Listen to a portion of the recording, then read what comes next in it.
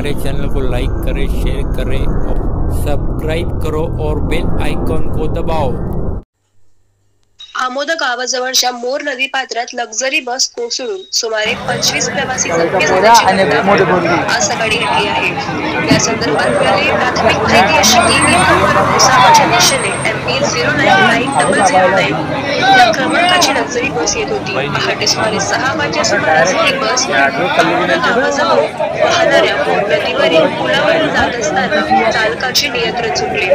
यामुळे ही बस थेट नदीपात्रात कोसळली।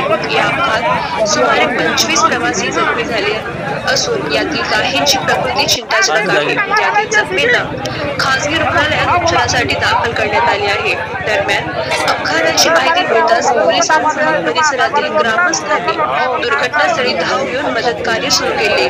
त्यांनी जखमींना रुग्णालयात पोहोचवण्यासाठी मदत केली। या संदर्भात फैजपूर पोलीस स्थानकात काम सुरू होते। गावाजवळील मोर नदीवरील पुलाच्या भागातील अपघाताचा मुद्दा पुन्हा एकदा ऐरणीवर आला आहे। याबाबत उपाययोजना करण्याची मागणी करण्यात येत आहे। चीफ एडिटर आसिफ तडवी सोबत मी अँकर सन्नार हेमंत तडवीची खास रिपोर्ट। बघत राम सोबत किंग स्टार न्यूज। आमच्या चॅनल लाईक करा, शेअर करा, सबस्क्राईब करा।